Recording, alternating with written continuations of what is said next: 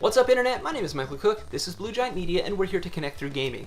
Today we're going to take a look at Mystic Vale. This is going to encompass all of the expansions up until Mystic Vale Harmony. I'm going to let you know how to play the game. We're going to go through a little bit of play so you can get a feel for the different rules and the different elements and modules of the game.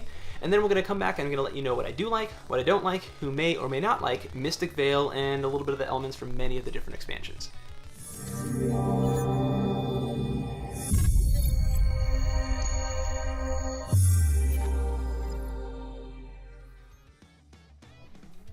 Alright, here I have Mystic Vale set up for 2. I have every expansion involved here, including the Havens event kit, up until Mystic Vale Harmony. So I'm going to tell you a little bit about how to play the game here, utilizing each of these many different kinds of modules and bits and pieces. So the basic setup of the game is going to be that you will have level 1, 2, and 3 advancements, 3 of each.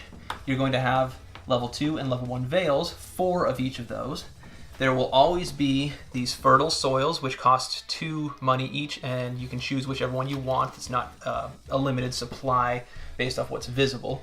Then each player is going to have their personal deck that has 20 cards in it, 9 of which are these cursed lands, which are worth 1 money, and then 1 corruption, and 3 of these fertile soils kind of built in, which are worth 1 money. Everything else that you see on the table is and then there's going to be a set of victory points set up for the particular number of players. So in a 2-player game, there's 23 of them, and this is your countdown timer towards the end of the game. Everything else you see here is part of some form of an expansion. These right here are a replacement for the regular mana tokens that come with the base set. The regular mana tokens are there to, this one helps, you can shuffle them around to help decide who's going to be the first player, who's going to be the one with the special backing. But once you have them, there's a chance for you to kind of push your luck, and if you bust, then you flip it over, and then you have this to count as 1 money to use at a later turn, and once you use it, you flip it over, and then next time you bust, it gets to flip back. One of the expansions, well, several of them have these, but it was first introduced in the Mana Storm expansion, are these Amulets. So then you can choose to replace your mana token so that when you bust, you flip it over and it's going to give you various different special abilities. For instance, this one allows you to gain 1 money for each card in your to gain 1 money, or choose a card in your field and give it 2 of the special guardian symbols, which are these symbols right here. And a lot of times they give benefits based off of having more guardian symbols on that card. So they do various different things. They are an optional add-in that originally came with Mana Storm, but has come in a couple other expansions since, including the Harmony expansion. Then there are leaders, which originally came in the Vale of the Wild expansion and have come in a couple more expansions since. And they are going to be put in your deck. There's going to be a basic side that they will start on, and then a cost in the corner that you can pay to flip it over to an advanced side that gives you different abilities and different points and different things like that through the game. That is another optional bit. Another optional bit that came in Conclave are these totems, which are always active and are incredibly powerful. For instance, this one is going to give you a wild mana symbol towards getting 1 of these cards every single turn of the game, and during the planting phase, if you choose not to push your luck at all, then you get to flip your token over to its active side, meaning you can use it every single round, which is really, really powerful. And then this is during the harvest phase, every single one of your other spirit symbols can be counted as a wild. So basically, this is going to set you up to get Vales like crazy. Those are extremely powerful and speed the game up quite a bit. These over here are used as a way to kind of keep track of those symbols. So if you didn't automatically get wilds for all of them, as you accrued them, you can go ahead and place them in front of you to keep track of what you have, and then as you spend them, you place them back. If you have trouble keeping track of those, there are also, from the Conclave expansion, there's a similar thing where you can have these for each color symbol, and you tick it up as you get those symbols, and tick it down as you spend them. The last bit here are these, which are the Havens. This is for a campaign-based game. You can buy these by paying the cost in the top right corner. In this case, this costs 4 point chips. This one would cost 5 money, this one would cost 7 money. Then they would get sleeved in, and similar to your leaders, you can pay the cost at the bottom to flip that card over. On the back side of these cards, it gives you a space where you can sleeve an advancement and then usually some other points and or combination of money. But the nice thing about these is it's for a campaign, so at the end of the game, you're going to then take those cards out, flip them back over, and put them back in. So in the next game, you start with this, and then all you have to do is pay the cost at the bottom to take it, flip it over, containing that advancement already sleeved in place. So you can kind of carry things over from one round or one game to the next. So those can be really, really nice. And then whenever you win a game, you get to collect one of these, which are extra powerful for carrying things forward. So that's what the havens are, that's what the amulets are, that's what the totems are, the leaders are these extra chips right here, and this mat is from the havens event kit also, so don't be surprised if you don't have that. Other than that, I think that kind of tells you where everything came from, and now let's get into how you play. Each round is split up into 4 phases. There is the planting phase, which is when you choose whether you want to push your luck. So let's go start over here. So let's say this player wants to push their luck. They're going to go ahead and take this card, push that into their field, and then they have to flip over a new card. If they flip over a 4th of these decay symbols right here, then they have busted. Their turn is over. They flip over their amulet or mana token to compensate for that loss, and they discard everything in their field and immediately skip over the harvest and the discard phase and go straight to the prep phase for their next turn. So you would immediately take, starting with the card that was on deck, flip from there until you are showing 3 spirit symbols, or decay symbols. 1 is showing, 2 are showing, 3 are showing. Okay, so we went through a pretty large number of cards there, but as you can see, a lot of them are blank, and that's because we're going to be sleeving other things onto them as the game goes by. Okay, then it's going to come over here. This player has the chance to push during their planting phase. I will choose not to, because then my totem allows me to immediately flip my amulet over anyway without pushing. Then I can go on to the harvest phase. During the harvest phase is when you're going to look at, there's a lot of these have harvest abilities that will activate, but that's when you actually get a chance to buy things. Now the card on deck counts for its decay or if it has an on deck ability, but none of the symbols other than that are going to count. So this money is not in my possession right now. I only have 1, 2, 3 money, and then this one right here says I get to sleeve an advancement that you bought this turn immediately, and then you get to use that advancement this turn. So I could buy something that costs up to 3 and immediately use it. So I could, for instance, this is great because I want to have the spirit symbols. I can buy this for 3, and then because of this I would immediately sleeve it instead of waiting until the discard phase when I'm done buying everything. I can place it in immediately and use it. This one says ongoing. The Totem Chieftain gets 1 yellow mana, the sun looking mana, for each guardian symbol or helmet on this card.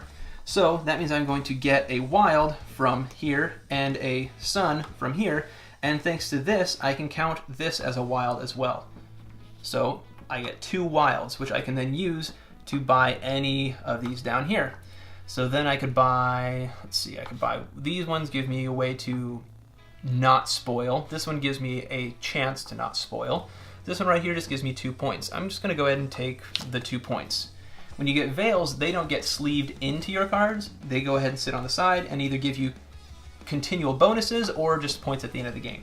Then I'll move on to the discard phase where I take everything that I used this round, put it in my discard pile, refill everything, and then I move to the planting phase where I begin planting for my next turn. And stop once I have 3 showing. Then I can come back to this player. This player, let me get their totem visible. Let's put it right here for now. They are going to have, I'm not going to push again because I don't want to bust. Their leader costs 0 to push over, and that's because what he does is every other time he comes into your deck, he does something really nice. So the next time I have him, I can use him to claim a level 2 advancement for free, the top one off the deck. So I'm just going to go ahead and pay to do that and flip him over. Okay, which is free.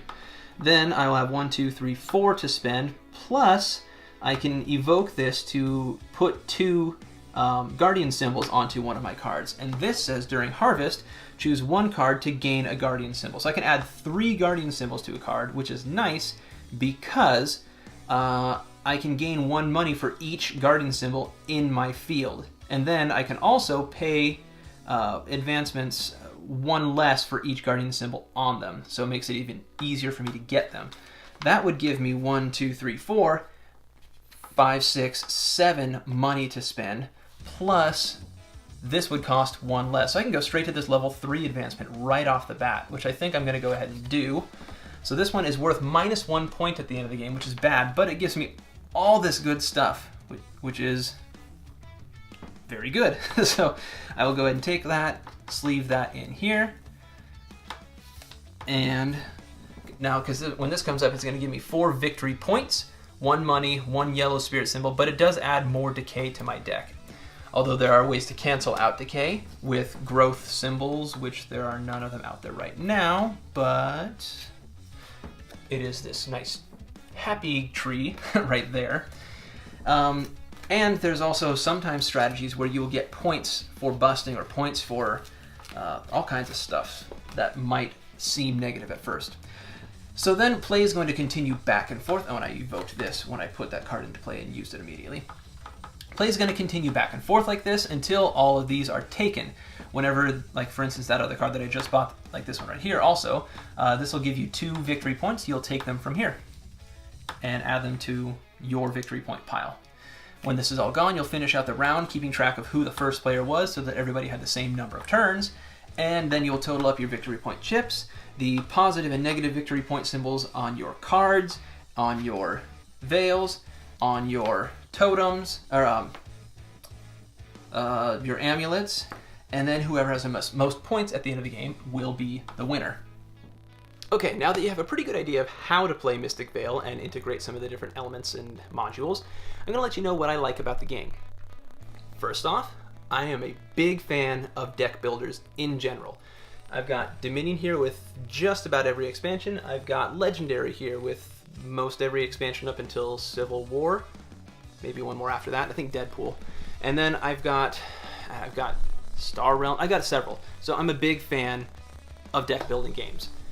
This one sits at number 2 for me, behind only Dominion. I really, really enjoy it a lot. I love the card crafting. It's a great twist on it. I love the fact that the deck never gets bigger or smaller, and that you both have the flexibility to decide whether you want to make your cards incredibly powerful, but few and far between, or whether you want to kind of sprinkle everything out. And as the expansions have been brought into play, that has gotten even more of an involved and important decision that needs to be made. Like, for instance, in the Twilight Garden expansion, it got much more important for you to think about what your opponent was doing. The first couple expansions, people definitely complained that there wasn't very much interaction, only basically in terms of timing on things. But with Twilight Garden, that introduced a whole bunch more different just things you have to pay attention. You have to watch out for what your opponent is doing. You can pass cards to your opponent's deck. You can do things. They score differently based off of who has what, who has the most of what. Although there's a little bit of that also in Mana Storm. So the expansions, each one adds different elements that make the game so much more fun, and I've enjoyed thoroughly every single bit of them. I really also enjoy the totems. Wow, they're so powerful. They change the pace of the game. I do think that the expansions fixed one of my major complaints in the game, and that was that the first several rounds felt really slow. The addition of the leaders, the amulets, and in extreme cases, the totems, jumpstart the game so that you kind of feel like you are maybe a couple rounds in right off the bat, and I really, really appreciated that. It made a big difference and kind of got you into the meat of the game a little bit quicker. Now, I can understand complaints for the totem that it makes they're so powerful, that they change the pace of the game too much. They don't just jump you in, they also bring the end game sooner, and it can undermine certain strategies in the game, but they also are not mandatory, as with most of those different modules. So you can kind of take them or leave them, but I personally really enjoy them. The artwork on the Vales is really good. It's really, really good. So there's not much more that I can say about that. Artwork overall is really good. I could go on and on about things that I like. I'm going to move over to a couple of the things that I don't like. Shuffling the cards is a pain. There's a kind of a static quality to them that makes them stick together, so you can't really do overhand shuffle very well. This is mostly leaning towards setup, which as a whole is a bear. Setup for the game is my biggest complaint, probably. But specifically shuffling those cards, you kind of have to end up doing like a corner riffle shuffle. And the nice thing is that they're plastic, so they're durable, they can handle that. And then on top of that, everything ends up getting sleeved, so it's not really detrimental. But at the same time, just I've developed the habit of always overhand shuffling everything because I don't like sleeves. Sleeves also give some of that static quality. It's just overall shuffling is a bit more of a pain in this game than it is in any other deck builder that I've ever played. So that's my probably biggest complaint. The other thing is, and this is smaller, I much prefer the static setup that Dominion presents, but at the same time, the variability in this kind of makes it okay. And the thing that fixes it the most was conclaves, which again made setup even worse potentially. But one of the biggest complaints that I have with games like, it's not so bad in Legendary, but like Ascension, that deck can get massive, and the synergies that you want to happen just don't happen because of the way the deck is shuffled. But with the advent of conclaves, now you can kind of choose these different sets that all have things that tie together well. So you can kind of choose a couple of these different conclaves, and you know that all the cards in this conclave are going to synergize well, and all the ones in these are going to synergize well. Sometimes different conclaves will synergize better than others, but at the same time, you're not going to have a gigantic deck to the point where you just won't see the cards that go well with what you have. So I think that implementation is great, with the caveat that it makes setup even worse. But you can set up your conclaves and then keep a couple different setups set up in the box. You can kind of save 2 or 3 different sets of conclave setups so that you don't need to set up a whole different one each time you play. You can just say, all right, this one I know worked really well, so I saved it. But I also have this one which has a little bit more of this strategy going for it, or this one that has a little bit more of this balance going for it. So being able to choose, pick and choose those types of things, I think was a very smart thing to do. But another drawback is, I don't know why he didn't formally implement those conclaves in the subsequent expansions of Twilight Garden and Harmony. I know that he put out he being John D. Clare, put out an official, unofficial PDF of different conclaves for Twilight Garden, and he said he's going to do the same for Harmony. But at the same time, why couldn't they have just shipped some of those extra cards in the box so that you had them already and didn't just have to print them out on paper? And then now you have the whole everything not looking the same, in which gamers are big on that kind of thing. So I think that there's a couple things that they definitely dropped the ball on. Now, oddly enough, I think I spent more time on the things that I don't like than the things that I do like. But let's move on to the people who will like this game. If you really like deck builders, no brainer. This one is going to be different from so many different deck builders that you've played.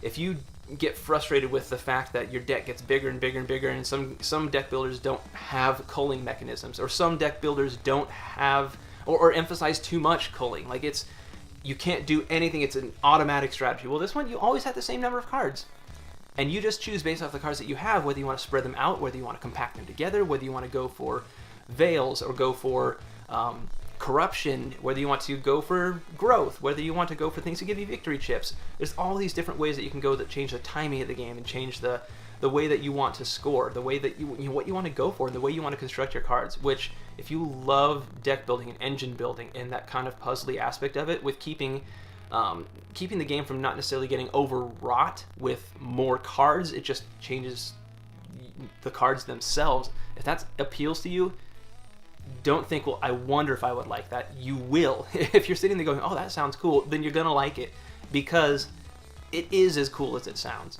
It is as fun as it sounds.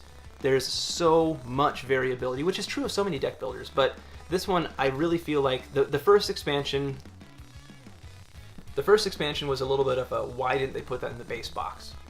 The second expansion introduced the leaders, which went, oh, what was it the first? I might be mixing them up. But the first expansion was like, why didn't they put them in the base box? The second expansion, I forget which one, whether it introduced the leaders or the amulets. I believe it was the leaders. Was like, wow, this is a cool change of pace. And then I believe it was Mana Storm introduced the amulets, which was another thing that kind of, wow, instead of just having this mana token, now I'm even more intrigued for the possibility of pushing, even though I might bust, because then I get this cool bonus. Which is another thing that I want to go back to. I really like. I'm not big on push your luck games, but in this game, it does it in such a way that there's times where strategically you might even want to bust, because actually buying something is worthless to you. You might deliberately make the conscious decision to bust, to spoil, because it is a better tactical and strategic decision. That is really cool. I love that you can push your luck, and there are times where it is beneficial. You're like, well, if I bust, great. If I don't bust, great. There's not very many games I feel like do that. A lot of times pushing your luck is either I get something or I'm screwed and I'm rolling the dice. But this one, you get something that is actually tangibly good and sometimes better than any alternative. Like, I could stay where I am, or I could push and bust, but if I push and bust, it would be better than staying where I am. So I just think that that's brilliant, unique, and it's a great way that this game, again, differentiates itself from other deck builders. People who aren't going to like this game are people who really, really want that static set like they have in Dominion. It doesn't have that. I know there's Dominion that has that. There is Thunderstone that has that. I do academically prefer that, but at the same time, there are so many different games like this, like Star Realms, like Ascension, like Legendary, that don't do that. And of those, this is my favorite, that has these the fluid, the ever-changing, the non-static supply of cards. So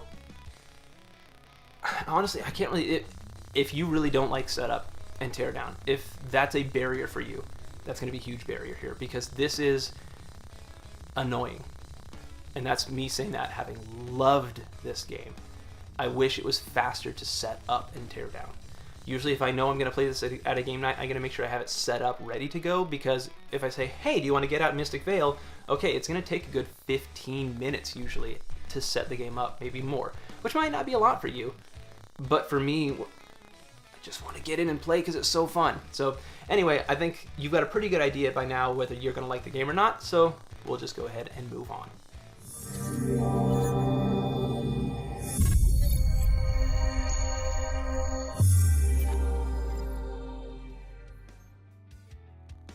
Alright, thank you for sticking around. We're going to go ahead and take the spotlight off of Mystic Vale and all of its many expansions.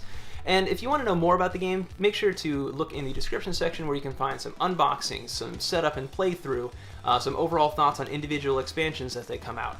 And if you have any questions about specific expansions or anything like that, or my thoughts on any particular aspect of the game that I might have glossed over because there's a lot in that box already, then go ahead and let me know in the comments section below, and I'd love to give you some feedback and connect with you with regard to that. And while you're there, you go ahead and like, share, and subscribe if you like what you see, and as always, have a wonderful day.